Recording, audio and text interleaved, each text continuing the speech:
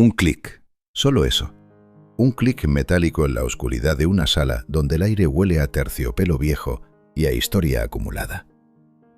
El cofre se abre, y dentro, sobre un lecho de seda color marfil, descansa algo que no debería tocarse. Algo que ha sobrevivido a Napoleón, a 2 monarquías y a más de 200 años de silencio. Una tiara, camafeos tallados con rostros que ya nadie recuerda. Oro que guarda el calor de dedos que llevan siglos de estar fríos. Y una reina que la sostiene entre sus manos, la inclina levemente hacia la luz y toma una decisión que va a dividir a la corte sueca en 2. Ella va a añadir perlas. Parece un gesto pequeño, casi doméstico, como elegir un vestido o cambiar un cuadro de lugar. Pero en el lenguaje de las monarquías, donde cada objeto es un comunicado y cada modificación es una declaración, lo que Silvia está haciendo en ese momento es mucho más que decorar una joya. Está reescribiendo una historia que no es completamente suya. Y nadie, absolutamente nadie en el palacio, va a decírselo en voz alta. Vamos a hablar de una pieza que comenzó su vida en los salones de la Francia imperial, que cruzó el mar hacia un trono que tampoco era el destino original de su dueña, y que terminó convirtiéndose en el símbolo más poderoso y más silenciosamente disputado de la monarquía sueca. Vamos a hablar de la tiara Bernadotte, de lo que dice, de lo que oculta, y de lo que una mujer específica hizo con ella para asegurarse de que el mundo la viera exactamente como ella quería ser vista. Pero primero hay que entender quién era esa mujer antes de convertirse en reina. Porque Silvia no nació en este mundo, entró en él. Y entrar no es lo mismo que pertenecer. ¿Tiene una reina el derecho de modificar una reliquia de 200 años, aunque sea para embellecerla? ¿O en el momento en que lo hace, deja de ser guardiana de la historia y se convierte en autora de otra? Silvia Renate Sommerlath llegó a Suecia con un apellido que no figuraba en ningún árbol genealógico real, con una biografía que empezaba en Heidelberg y terminaba en los Juegos Olímpicos de Múnich, y con una sonrisa que, según los cronistas de la época, era capaz de detener una conversación en seco. No era princesa, no era aristócrata. Era la hija de un empresario alemán con raíces brasileñas y había trabajado como azafata de protocolo en los Juegos del 72. Allí conoció al rey Carlos XVI Gustavo de Suecia, y 4 años después, en 1976, se convirtió en su reina. Suena romántico, y en parte lo era. Pero las instituciones monárquicas no funcionan con romanticismo. Funcionan con linaje, con precedentes, con el peso invisible de todo lo que se hizo antes. Y Silvia, por más que brillara en cada fotografía, llegaba sin ese peso, sin esa historia, sin esa red de apellidos y alianzas que en una monarquía vale más que cualquier talento visible.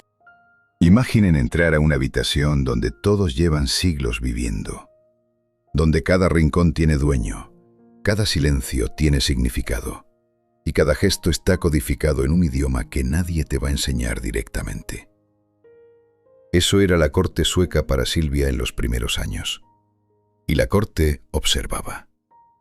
No con hostilidad abierta, claro. Eso habría sido demasiado burdo para una institución que lleva siglos perfeccionando el arte de la presión elegante. Lo que había era algo más sofisticado, una expectativa. Una expectativa de que la nueva reina debía encajar sin costuras visibles, como si siempre hubiera estado allí. En palacio circuló una frase, fría y casi administrativa en su precisión. La reina debía ser moderna, pero jamás nueva. Piensen en eso un momento. Moderna, pero jamás nueva.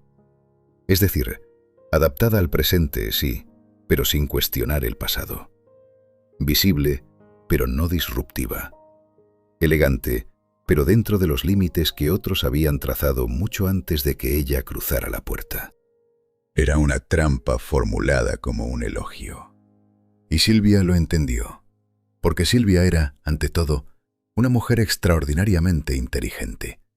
No del tipo que resuelve ecuaciones en voz alta, del tipo que escucha, procesa y actúa en el momento exacto y de la manera exacta en que nadie puede objetar nada.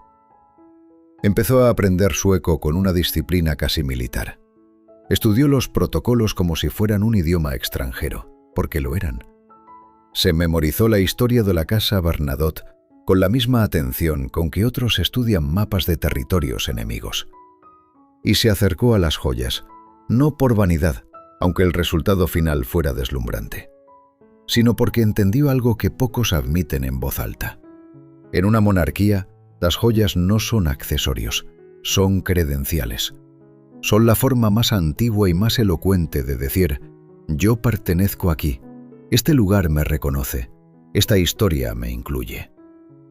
Y había una joya en particular que podía decirlo todo, sin que Silvia tuviera que pronunciar una sola palabra. Una tiara con camafeos que olía a Francia imperial y a destinos improbables. Pero para entender por qué esa tiara era tan poderosa, hay que volver al principio, mucho antes de Suecia, mucho antes de Silvia, a una corte donde dos mujeres se miraban a través de una sala llena de velas, y donde una joya podía significar la diferencia entre existir y ser recordada. París, principios del siglo XIX.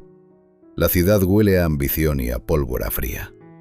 Napoleón Bonaparte ha convertido Francia en el centro del mundo conocido y su corte en el escaparate más brillante y más peligroso de Europa. Aquí cada detalle cuenta: el largo de un dobladillo, el color de un guante y, sobre todo, las joyas. Las joyas que se regalan, las que se devuelven, las que desaparecen sin explicación y reaparecen en cuellos que nadie esperaba. En este escenario hay dos mujeres que nos interesan. La primera es Joséphine Beauharnais, emperatriz, icono. Una mujer cuyo gusto en joyería era tan refinado y tan calculado que los mejores orfebres de París dormían mal pensando en cómo superarse para ella. Joséphine no usaba joyas para brillar, las usaba para comunicar. Cada pieza era un mensaje, cada piedra una firma. La segunda es Désirée Clary, y aquí la historia se complica de una manera que los libros de texto suelen suavizar demasiado. Désirée era la prometida original de Napoleón, antes de Joséphine, antes del imperio. Cuando Bonaparte era apenas un general joven con más hambre que victorias, Désirée Clary era la mujer a quien había prometido su futuro. Se comprometieron, se escribieron cartas, hubo planes. Y entonces Napoleón conoció a Joséphine. Lo que siguió fue uno de esos abandonos que la historia registra con una frialdad que no hace justicia al dolor real. Napoleón eligió a Joséphine, más sofisticada, más conectada, más útil para el ascenso que él ya imaginaba. Y Désirée quedó en un lugar extraño. Demasiado vinculada al círculo de poder para ser ignorada, demasiado herida para ser cómoda. Eventualmente Désirée se casó con Jean-Baptiste Bernadotte, uno de los generales más brillantes del ejército napoleónico. Un hombre que tampoco había nacido para reinar y que, sin embargo, terminaría haciéndolo. La historia tiene esa ironía recurrente. Los que quedan descartados a veces terminan mejor que quienes los descartaron. Y fue en ese contexto, en ese cruce de lealtades y rencores apenas cubiertos por la seda imperial, donde la tiara comenzó a existir. Los camafeos que la componen son piezas que provienen, según la versión oficial, de colecciones reunidas en el apogeo del imperio. Figuras talladas en ágata y cornalina, perfiles de dioses y héroes clásicos, escenas que evocan la grandeza de Roma, como si Napoleón necesitara recordarle a Europa que su linaje simbólico venía de los Césares. Pero aquí aparece un detalle que los historiadores mencionan en voz baja. Algunos de esos camafeos parecen demasiado antiguos para encajar en la cronología oficial de la pieza. Sus bordes tienen un desgaste que no corresponde a joyas de principios del XIX. Sus estilos de tallado remiten a talleres que funcionaban siglos antes. Como si alguien hubiera tomado piezas de procedencias distintas, algunas mucho más antiguas de lo que la historia oficial admite, y las hubiera ensamblado en una tiara nueva con una historia conveniente. ¿Por qué haría alguien eso? En una corte donde la legitimidad lo era todo, poseer objetos antiguos era poseer historia. Y poseer historia era poseer poder. Una joya con camafeos romanos no era solo bella, era un argumento. Era una forma de decir, nosotros venimos de algo más grande que este momento. Y Desirée, que llegó a Suecia sin corona propia y sin sangre real reconocida, necesitaba ese argumento más que nadie. Porque en las cortes europeas del siglo XIX, los regalos nunca eran gestos de amor, eran contratos. Eran documentos sin firma donde se establecía quién debía qué a quién y qué se esperaba a cambio. Una tiara no se daba, se otorgaba, y lo que se otorgaba podía retirarse, a menos que se convirtiera en tradición. Y eso es exactamente lo que Desirée haría con ella. Acérquense un momento. Olviden la tiara como conjunto. Olviden el oro, las perlas, el brillo general que aparece en las fotografías de estado. Enfóquense en una sola pieza, un solo camafeo, el que está ligeramente descentrado hacia la izquierda, con un perfil masculino tallado en ágata de 2 capas, blanco sobre marrón cálido, con una precisión que ninguna máquina moderna habría logrado, porque ninguna máquina moderna tiene esa paciencia. El perfil muestra un hombre con laurel, mandíbula firme, cuello tenso, la mirada dirigida hacia un punto que está fuera del marco, como si mirara algo que nosotros no podemos ver. ¿Quién es? No lo sabemos con certeza. Podría ser un emperador romano, podría ser una representación alegórica de la victoria, podría ser el retrato de alguien completamente real cuyo nombre se perdió hace siglos. Y esa ambigüedad no es un accidente, es una característica. Los camafeos nunca fueron inocentes. El arte del camafeo tiene más de 2000 años. Nació en las cortes helenísticas, floreció en Roma y se convirtió en el lenguaje visual preferido de quienes necesitaban decir cosas importantes en espacios muy pequeños. Un camafeo en el anillo de un senador romano no era decoración. Era una declaración de linaje, de alianzas políticas, de devoción a determinados dioses o emperadores. Llevar un camafeo era llevar un texto, uno que solo los iniciados podían leer completamente. Cuando Napoleón redecora su corte con estética imperial romana, los camafeos vuelven a estar de moda con una urgencia casi desesperada. De repente, todos los que orbitan el poder necesitan uno. Porque tener un camafeo antiguo, genuinamente antiguo, significa tener un pedazo de la civilización que Napoleón dice encarnar. Significa pertenecer a esa narrativa, y aquí es donde la tiara Bernadotte se vuelve incómoda de una manera muy específica. En un inventario de joyas de la época, una descripción que algunos investigadores asocian con piezas del entorno Bernadotte, menciona una tiara de camafeos con montura dorada y 8 medallones principales. 8. La tiara que conocemos hoy tiene una configuración diferente. No es una diferencia enorme. No es el tipo de cosa que salta a la vista en una fotografía de gala. Pero para alguien que estudia estas piezas, que conoce cómo se documentaban los inventarios reales de la época, esa discrepancia es una pregunta sin respuesta satisfactoria. ¿Se perdieron piezas en algún traslado? ¿Se reemplazaron camafeos dañados por otros de procedencia distinta? ¿O la tiara que llegó a Suecia no era exactamente la misma que salió de Francia? Nadie lo dice con claridad. Y en el silencio de esa falta de claridad vive algo que las instituciones monárquicas conocen muy bien. La versión oficial no necesita ser completa. Solo necesita ser la única que circula. Lo que sí sabemos es esto. Cada camafeo en esa tiara fue elegido. No es una colección aleatoria de piedras bonitas. Hay una lógica visual, una coherencia temática que apunta a alguien con criterio y con intención. Figuras clásicas, perfiles nobles, escenas que remiten a un orden antiguo y legítimo. El mensaje es el mismo en cada pieza, repetido como un estribillo en piedra. Nosotros no somos nuevos. Nosotros venimos de algo eterno. Para Desirée Clary, que había llegado a Suecia como una forastera casada con un rey que tampoco había nacido para serlo, ese mensaje no era estético, era existencial. Y 2 siglos después, Cuando otra forastera abre el mismo cofre y sostiene la misma tiara bajo la misma luz fría del norte, ese mensaje sigue ahí, grabado en piedra, esperando ser leído por alguien que lo necesite tanto como Désirée lo necesitó. Pero antes de llegar a Silvia, hay que entender el viaje, porque esta tiara no llegó a Suecia en línea recta. Llegó como llegan todas las cosas importantes en la historia, por un camino que nadie había planeado, cargando más de lo que sus dueñas admitían. Estocolmo, 1810. El frío aquí es diferente al de París. No es el frío húmedo del Sena en enero, ese frío que se mete entre los adoquines y sube por las botas. Es un frío seco, quieto, casi mineral. Un frío que no amenaza, sino que constata. Que dice, aquí las cosas duran. Aquí lo que se establece permanece. Jean-Baptiste Bernadotte había sido elegido príncipe heredero de Suecia casi por accidente diplomático. El rey Carlos XIII no tenía herederos. Suecia necesitaba un general competente que pudiera manejar la complicada geopolítica del norte de Europa. Y Bernadotte, uno de los hombres de Napoleón, reunía los requisitos técnicos, aunque no reuniera ninguno de los simbólicos. No hablaba sueco, no conocía las tradiciones, no tenía una gota de sangre nórdica.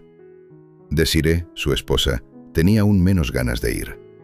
Esto es algo que los relatos románticos sobre la monarquía suelen omitir. Désirée Clary no quería ser reina de Suecia. Tardó años en instalarse de manera permanente en Estocolmo.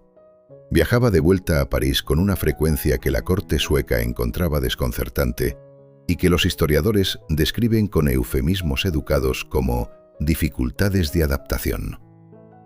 La verdad más simple es que Désirée extrañaba su vida, extrañaba Francia, extrañaba el mundo que conocía, y sin embargo trajo consigo las joyas. Eso es significativo. Una mujer que resiste instalarse en su nuevo país, que pospone su llegada definitiva durante años, que mantiene un pie en París con una obstinación que roza lo político. Esa mujer empaca sus joyas y las lleva al norte. No las deja en Francia como ancla emocional, las lleva. Porque las joyas no eran recuerdos, eran herramientas. Y en Suecia, donde la nueva dinastía Bernadotte necesitaba construir legitimidad desde cero, esas herramientas eran más urgentes que cualquier sentimiento personal. La tiara de Camafeos apareció en eventos de la corte sueca con una regularidad calculada. No en todos, no de manera que pareciera desesperada, sino con esa cadencia precisa que tienen las cosas que quieren parecer naturales sin serlo completamente. Aquí está la tiara, aquí estuvo siempre, aquí estará. Y entonces aparece algo extraño. Existe un retrato de Désirée de ese periodo, un retrato formal, de los que se encargaban para colgar en salones de estado y comunicar al mundo quién era esta mujer y qué representaba. Un retrato donde ella lleva joyas, varias joyas importantes y bien documentadas. Pero la tiara de Camafeos no está. Para quienes conocen los códigos de la retratística real de la época, esa ausencia no es neutral. Los retratos de Estado eran decisiones políticas disfrazadas de decisiones estéticas. Se elegía cada pieza con criterio. Se incluía lo que se quería comunicar y se excluía lo que resultaba incómodo o ambiguo. ¿Por qué estaba ausente la tiara en ese retrato específico?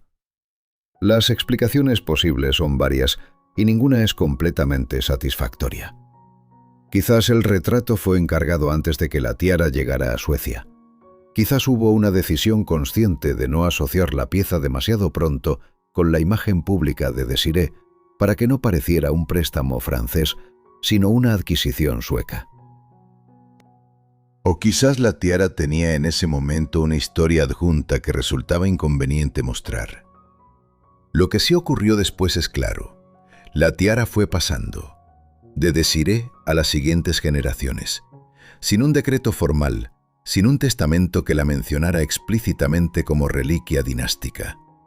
Solo la fuerza de la repetición, solo el peso de las veces que apareció en el momento correcto, en el cuello correcto, ante los ojos correctos.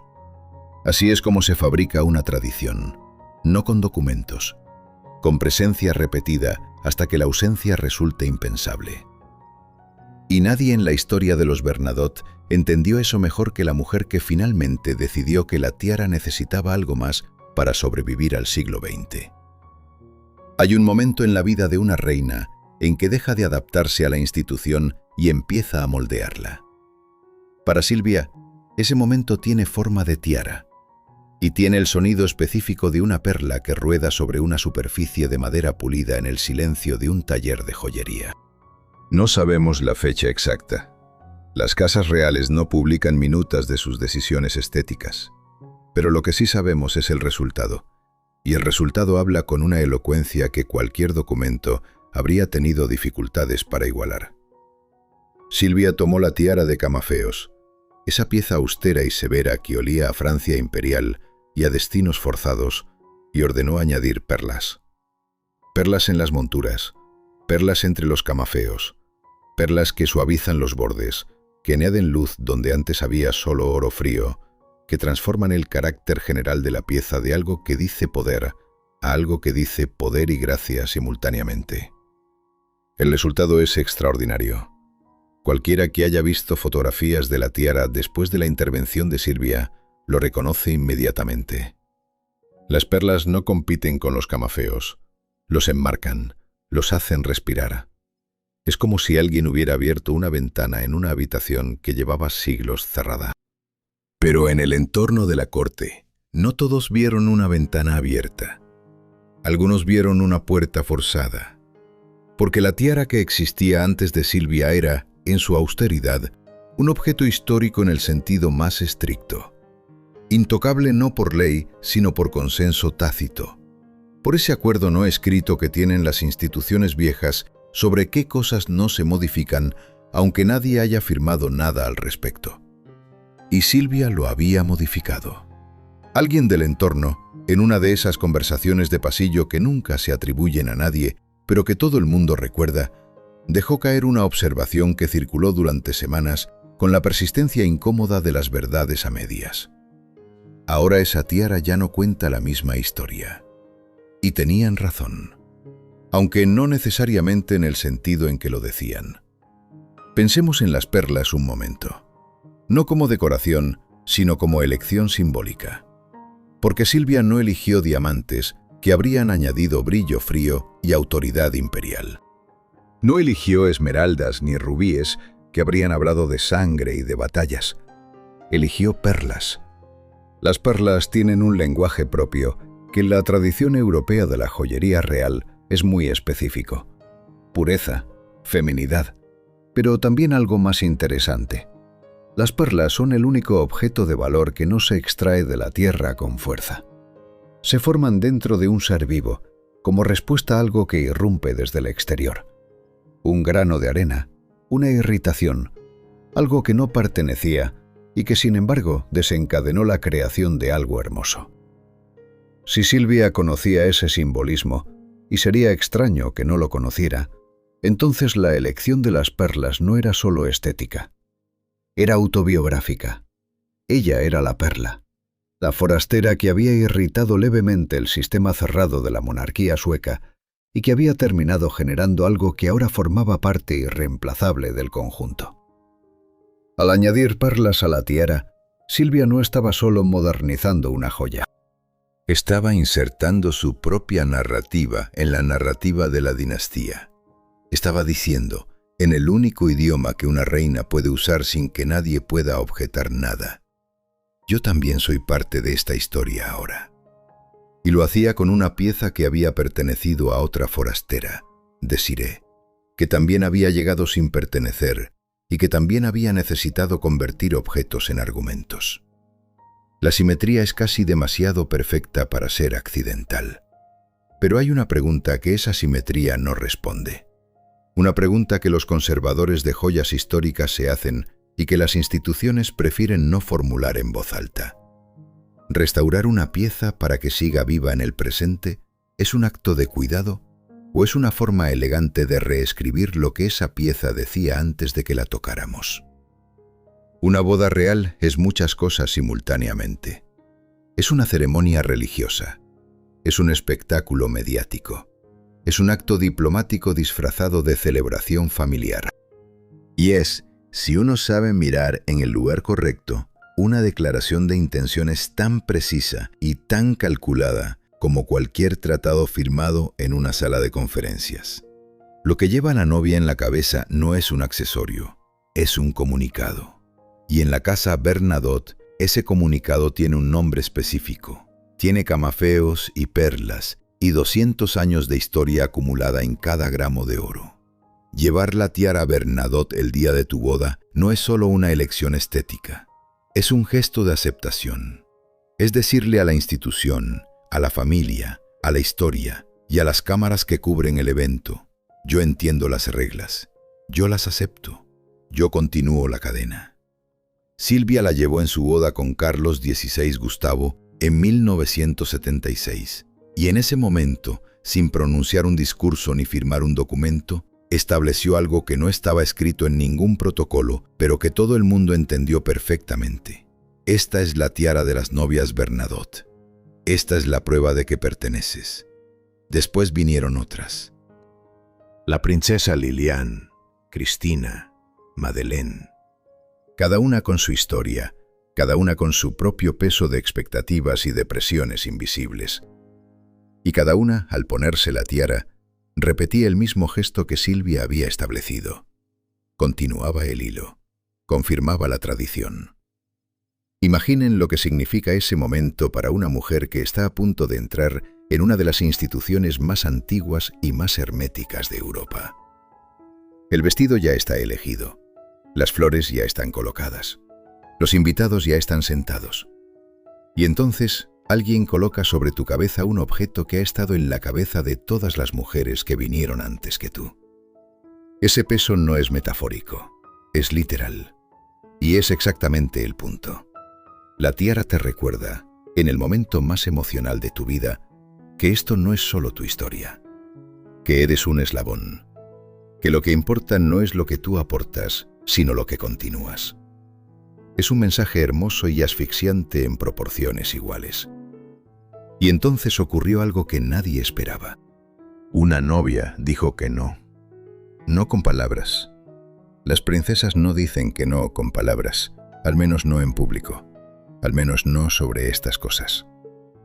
Lo dijo de la única manera en que una mujer dentro de una institución monárquica puede decir que no sin que nadie pueda objetar formalmente.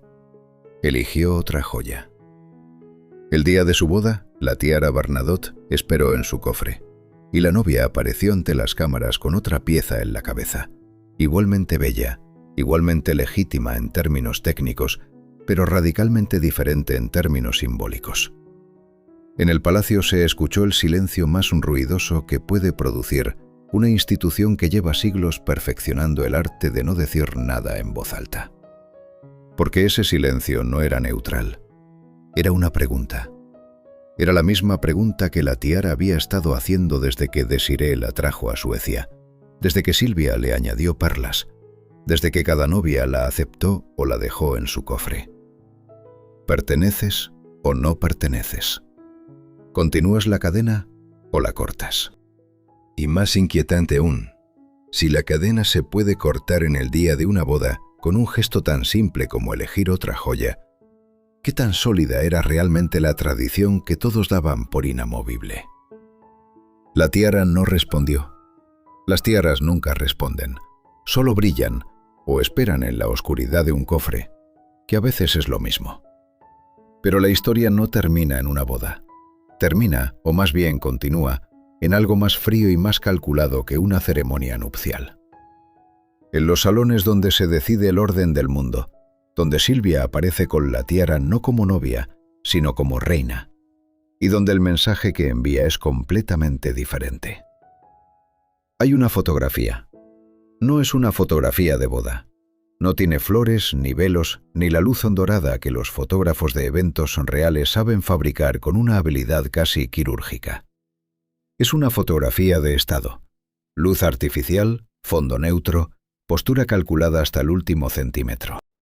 El tipo de fotografía que se toma, no para recordar un momento, sino para construir una imagen. Silvia está de pie, lleva la tiara, y si uno mira con atención, no al centro de la imagen, sino ligeramente hacia la derecha, hay un reflejo en el espejo que cubre la pared del fondo. Un reflejo que el fotógrafo no eliminó, quizás porque no lo vio, quizás porque no entendió lo que mostraba. En ese reflejo se ve a alguien que está fuera del encuadre principal, alguien que observa, alguien cuya presencia en la fotografía oficial no estaba prevista, pero que quedó registrada de todas formas, como ocurre con las cosas que existen, aunque no se quieran mostrar. Las casas reales modernas tienen equipos enteros dedicados a controlar exactamente qué aparece en cada imagen pública. Qué joyas, qué colores, qué composición. Nada es accidental en una fotografía de estado, excepto los reflejos, excepto los detalles que se cuelan por los bordes de un encuadre cuidadosamente construido. Pero volvamos a la tiara. Silvia la usa en recepciones diplomáticas con una regularidad que los analistas de protocolo real describen como completamente deliberada. No la reserva solo para ocasiones suecas. La lleva cuando recibe a jefes de Estado extranjeros, cuando representa a la corona en eventos internacionales, cuando la fotografía va a circular en medios de todo el mundo y no solo en los escandinavos. ¿Por qué esta joya específica para esos momentos específicos? Pensemos en lo que la tiara comunica a un observador internacional que conoce su historia. Primero, antigüedad. Los camafeos remiten a Roma, a Grecia, a civilizaciones que preceden a cualquier nación moderna. Segundo, continuidad.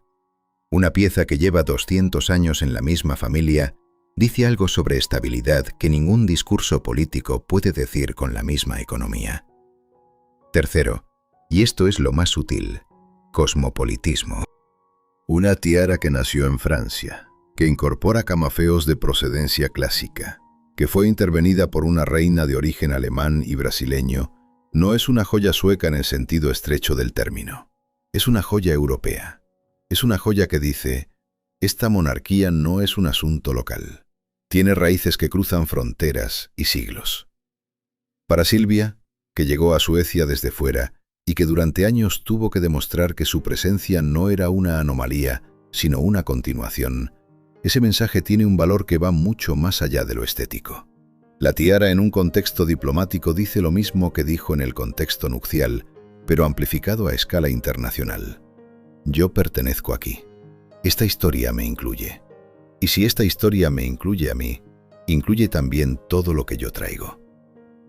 Hay una anécdota que circula en los márgenes de la crónica real sueca, sin atribución precisa, del tipo de historia que los palacios no confirman, pero tampoco desmienten. Durante una recepción de Estado, un diplomático extranjero preguntó a un miembro del protocolo sueco sobre las joyas de la reina. Preguntó específicamente por la tiara, y la respuesta que recibió fue tan breve como reveladora. «Es la más antigua que tenemos», le dijeron. «No la más valiosa, no la más bella, la más antigua».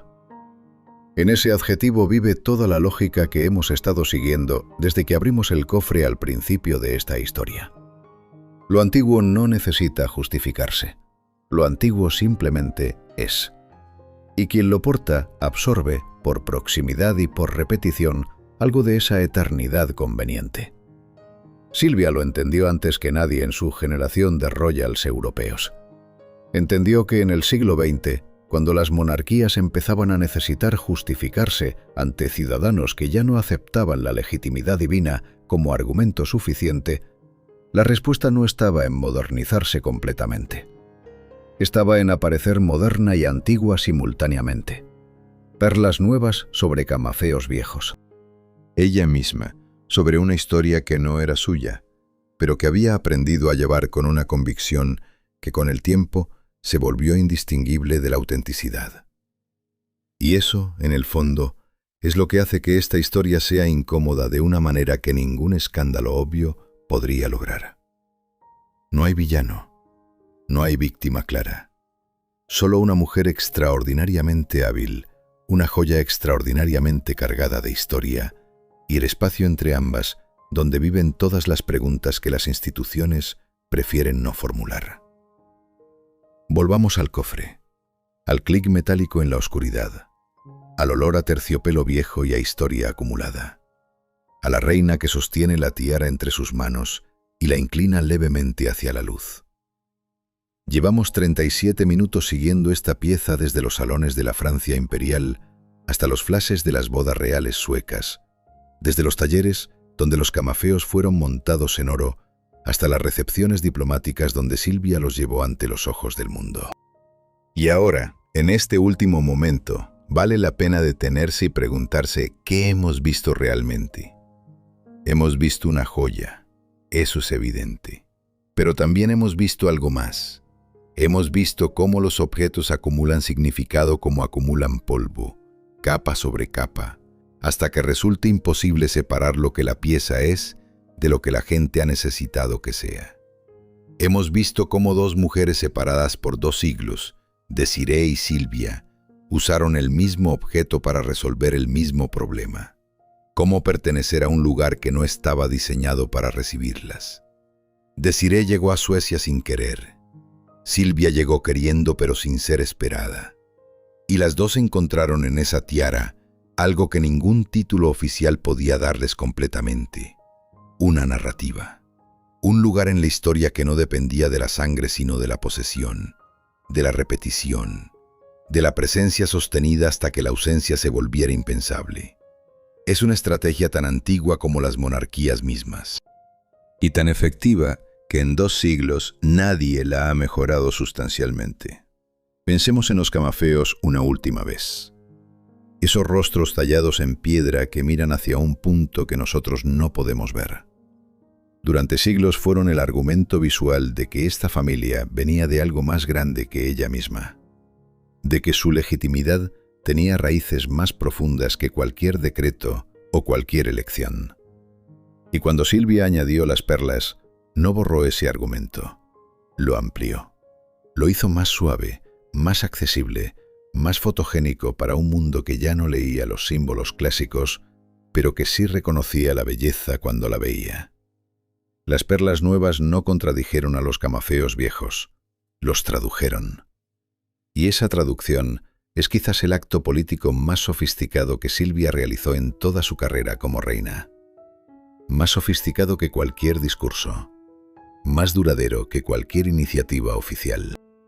Porque los discursos se archivan y las iniciativas se olvidan, pero la tiara sigue apareciendo en bodas y en recepciones, sigue siendo fotografiada y publicada, sigue contando la historia que Silvia quería que contara. Una historia en la que ella no es la forastera que entró, es la reina que continuó. Hay algo melancólico en todo esto si uno se detiene a pensarlo. Una institución tan antigua y tan llena de ceremonial real como la monarquía sueca, reducida en su momento más íntimo y más simbólico a una conversación entre una mujer y una joya en la oscuridad de una sala. Sin testigos, sin aplausos, solo el peso del objeto en las manos y la decisión de qué hacer con él. Desiree tomó su decisión. Silvia tomó la suya. Y algún día, en algún momento que todavía no ha llegado, otra mujer abrirá el mismo cofre, sostendrá la misma tiara bajo la misma luz y tomará la suya. Y la pregunta que esa mujer tendrá que responder es la misma que se ha respondido siempre con este objeto, no con palabras sino con gestos, no en voz alta sino en el silencio calculado de las instituciones que saben que lo que no se dice controla tanto como lo que se proclama. ¿Continúo la historia tal como me fue entregada o la traduzco para que sobreviva un poco más?